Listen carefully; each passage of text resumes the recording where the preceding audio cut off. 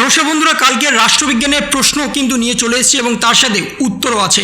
এমসিকিউর ক্ষেত্রে কিন্তু আপনাদের উত্তর করে দেওয়া হয়েছে যাতে আপনাদের লাস্ট মোমেন্টে উত্তর খুঁজতে না হয়, কারণ কালকে রাষ্ট্রবিজ্ঞান পরীক্ষা রাত পোহালেই আপনাদের পরীক্ষা এবং উচ্চ মাধ্যমিক পরীক্ষা প্রায় শেষ হতে চলেছে। এখানে রাষ্ট্রবিজ্ঞানের যে কোনো এমসিকিউ আছে 24 নম্বরের এমসিকিউ থাকবে, এসিকিউ থাকবে 16 নম্বরের এবং আপনাদের এলকিউ থাকবে 40 নম্বরের। টোটাল হচ্ছে 80 নাম্বার।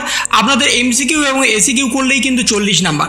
এবং এখানে যা যে এমসিকিউ আছে সেই এমসিকিউগুলো কিন্তু সবকটা উত্তরের জায়গায় হাইলাইট করে দেওয়া হয়েছে, অর্থাৎ বোল্ড করে দেওয়া হয়েছে। আপনারা কিন্তু উত্তরগুলো দেখতেই পাচ্ছেন কোনগুলো বোল্ড করে দেওয়া হয়েছে, সেগুলোই কিন্তু উত্তর আছে আপনাদের। তাই উত্তর কিন্তু আপনাদের নতুনভাবে আর খুঁজতে হবে না।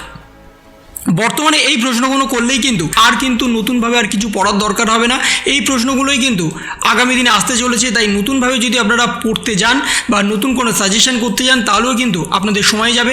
তাই ঝটপট এই প্রশ্নগুলো একবার স্ক্রিনশট নিয়ে নেবেন এবং আগামীকাল কিন্তু আপনাদের সরাসরি রাষ্ট্রবিজ্ঞান পরীক্ষা বা পল সায়েন্স পরীক্ষা খুবই অসাধারণ হবে। দ্বিতীয় মহাযুদ্ধের সমাপ্তি কবে ঘটে তার অ্যান্সার কিন্তু দিয়ে দেওয়া হয়েছে।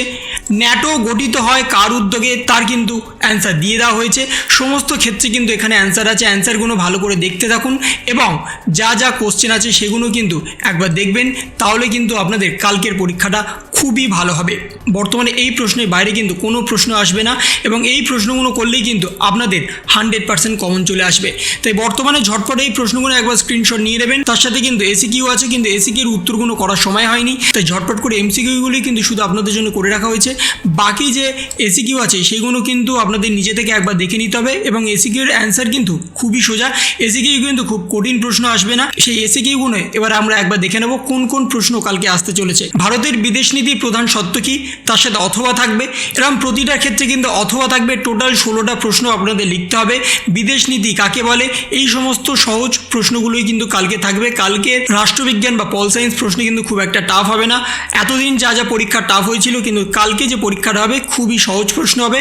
কালকের পরীক্ষা নিয়ে কিন্তু আপনাদের কোনো রকম টেনশন করার কোনো কারণ নেই।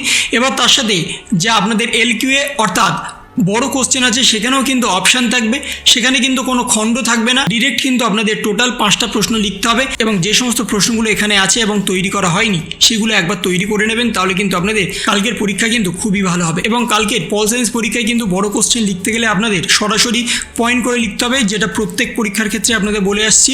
পয়েন্ট যদি করে লেখেন তবেই কিন্তু নাম্বার বাড়বে, পয়েন্ট যদি করে না লেখেন তাহলে কিন্তু নাম্বার বাড়বে না। এই বিষয়টি কিন্তু মাথায় রাখবেন, যত পয়েন্ট করে লিখবেন ততই কিন্তু আপনাদের নাম্বার বাড়বে। পয়েন্ট যদি না করেন তাহলে কিন্তু নাম্বার অনেকটাই কমে যেতে পারে। এবং খাতা পরিষ্কার পরিচ্ছন্ন এবং তার সাথে এমসিকিউ এবং এসিকিউ যে আলাদা পার্ট করে দেওয়া হয়েছে সেই আলাদা পার্টেই কিন্তু আপনাদের লিখতে হবে এবং তার সাথে যে এমসিকিউ আছে সেই এমসিকিউর উত্তরগুলো একবার দেখে নেবেন, তার সাথে প্রশ্নগুলোও কিন্তু একবার স্ক্রিনশট নিয়ে নেবেন, তাহলে কিন্তু আপনাদের সুবিধা হবে কালকের পরীক্ষার জন্য। নতুনভাবে কিন্তু আপনাদের আর কোনো উত্তর তৈরি করতে হবে না, এখানে সমস্ত উত্তর কিন্তু দিয়ে দেওয়া হয়েছে। এবং কালকের পরীক্ষার পরে আপনাদের রেজাল্ট কবে আউট হবে সেই সম্পর্কেও কিন্তু নতুনভাবে ঘোষণা হয়েছে, সেটাও কিন্তু আপনাদের সামনে তুলে ধরবো। তাই বর্তমানে আগে কালকের পরীক্ষার জন্য প্রস্তুতি নিয়ে কালকের পরীক্ষাটা ভালো করে দিয়ে নিন, তারপরে রেজাল্ট আউট কিন্তু এখনও প্রায় 52 দিনের মাথায় প্রকাশ হবে। সে 52 দিনে প্রকাশ হওয়ার জন্য যে ডেডলাইন দিয়ে দেওয়া হয়েছে সেই ডেডলাইন সম্পর্কেও আপনাদের জানাবো, কিন্তু আগে আপনারা এমসিকিউগুলো ভালো করে দেখে নেবেন এবং স্ক্রিনশট নিয়ে নিন। এবং এই ছিল একটা ছোট্ট ইনফরমেশন আপনাদের সকলের জন্য। যদি আপনাদের ভিডিওটা ভালো লেগে থাকে তবে লাইক করুন, শেয়ার করুন এবং অবশ্যই সাবস্ক্রাইব করুন। তার পাশাপাশি আপনার মতামত কমেন্টের মাধ্যমে জানান। ভালো থাকুন, সুস্থ থাকুন, ধন্যবাদ।